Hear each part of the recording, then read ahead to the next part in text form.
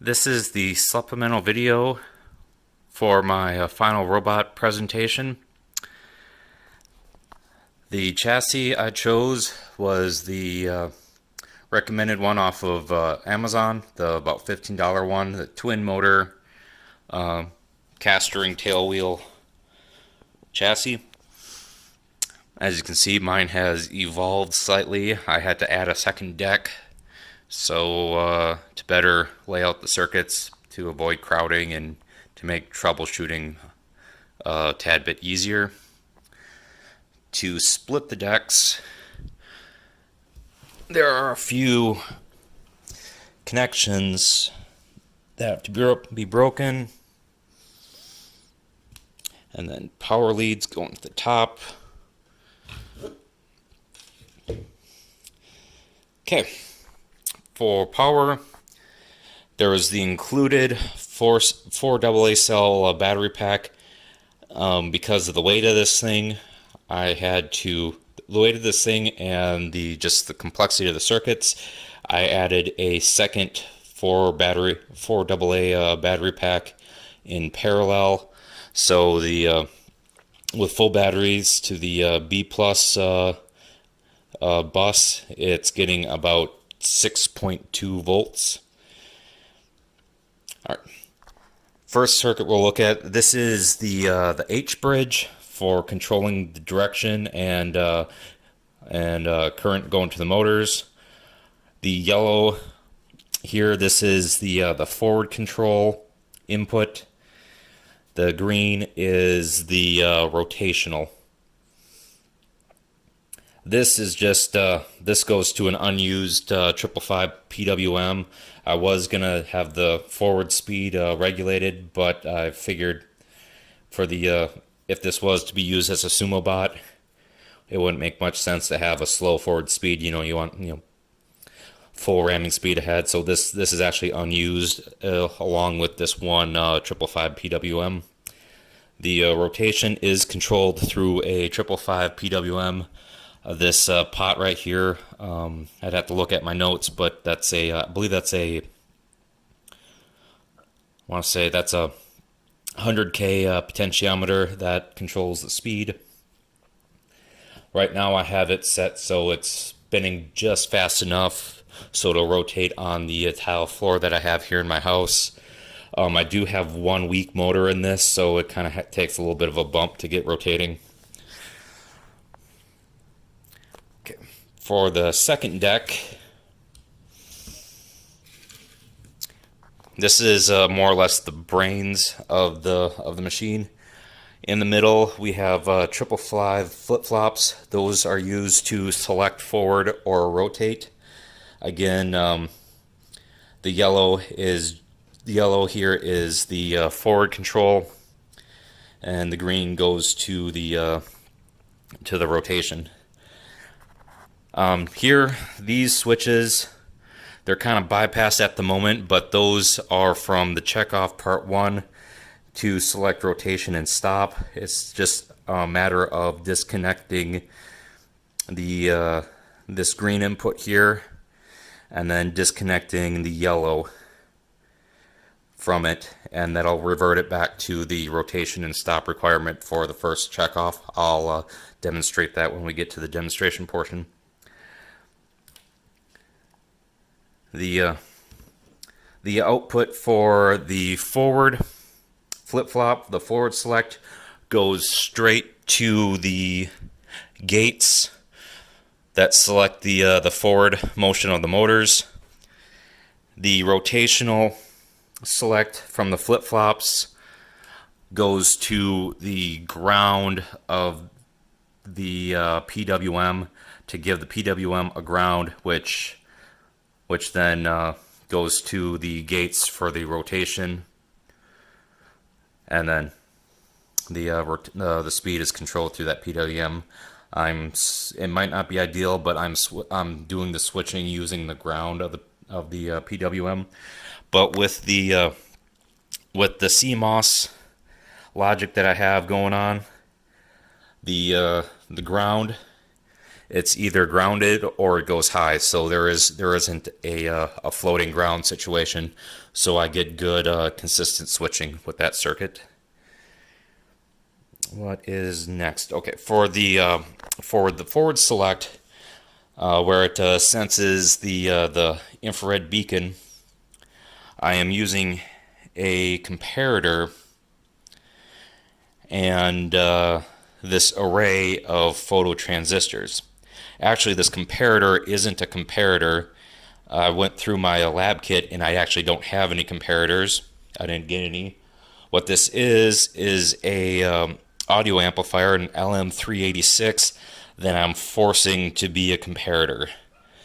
I have power going into the gain. The ground is on pin 4, but it roughly works as a comparator in this configuration.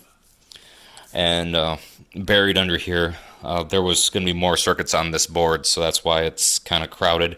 There's a 10K potentiometer that sets the reference voltage, and it's comparing that to the voltage through this current here. I have the phototransistors on the ground, so when those pick up the infrared beacon, they complete the ground for this circuit, dropping the voltage at this voltage divider, which then, using CMOS logic again, flips high or low, and that goes back to the directional selection flip-flops. It selects high or low, and that flips the flip-flops. It resets one while it triggers the other, and then that goes and triggers that sends the gates to the ground to select the direction, either rotation or towards the beacon.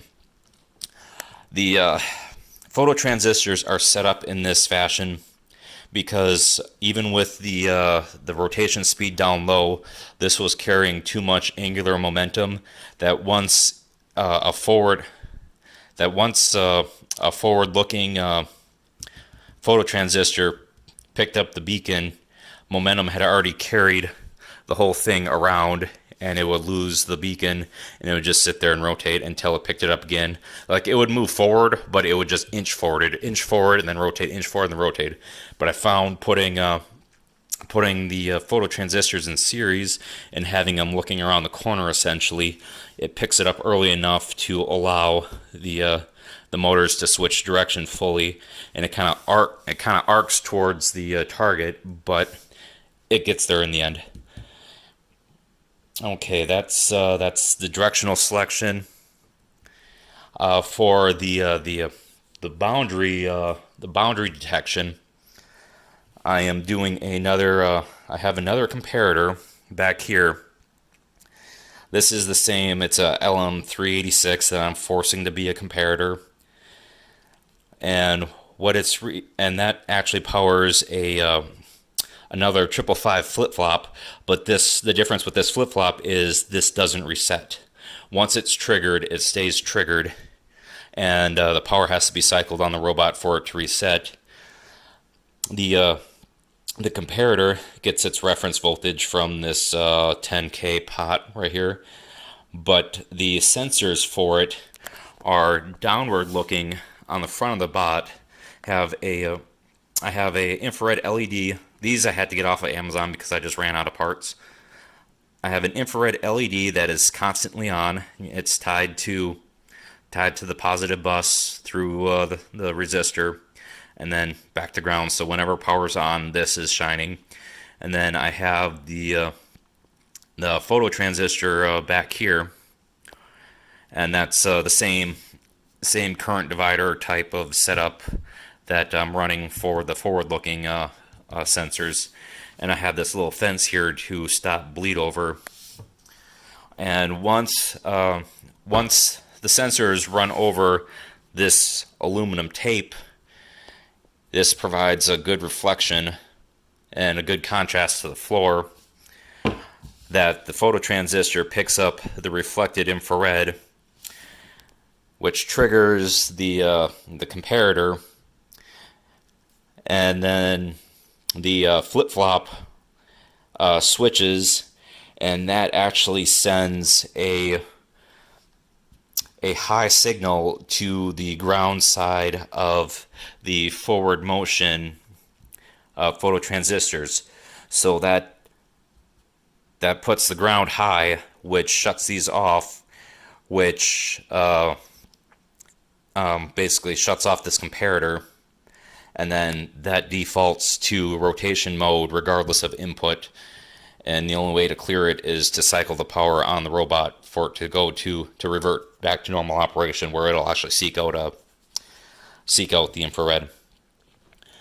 On these makeshift / forced comparator circuits, I'm running CMOS logic. That's just to clean up the signal coming off of the comparators, because in this kind of forced arrangement, I'm getting a high of 5.1 volts, but only a low of 2 volts. I don't get a good switch on and off, but that difference is enough for the CMOS logic. It's a BS170 and a ZZP3306. It's enough for those to switch on and off, to go low, go high. So I am trying, I am forcing analog circuitry to work more in a digital manner. So that's my, okay, for the beacon, almost forgot. It's just simple 9-volt battery zip tied to a breadboard. I have a dip switch here. That's just to turn it on and off so it wouldn't get turned on while being carried around in my lab kit.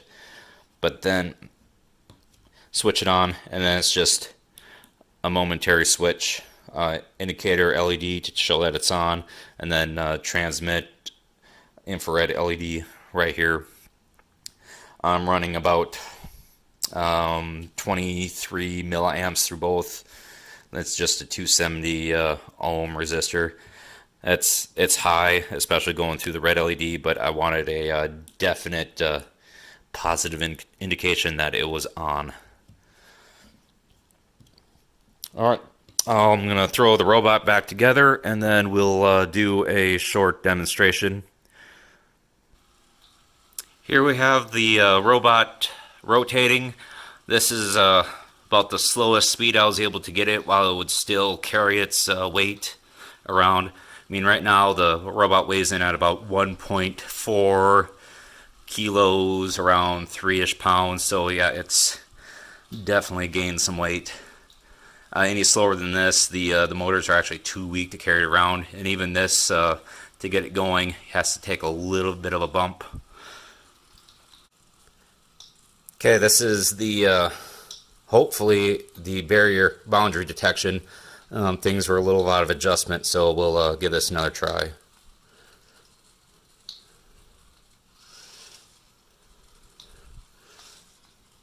And as you can see, it hit the boundary. I'm still transmitting, and it is not moving forward. It's ignoring the beacon. This is my robot. Thank you for watching. To demonstrate the retained features of the earlier sign-offs, disconnect the forward drive for the motors.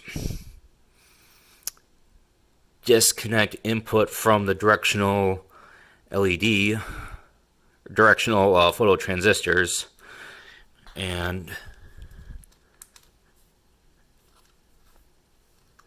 we should. Weak motor. So we have rotation, and then shuts off.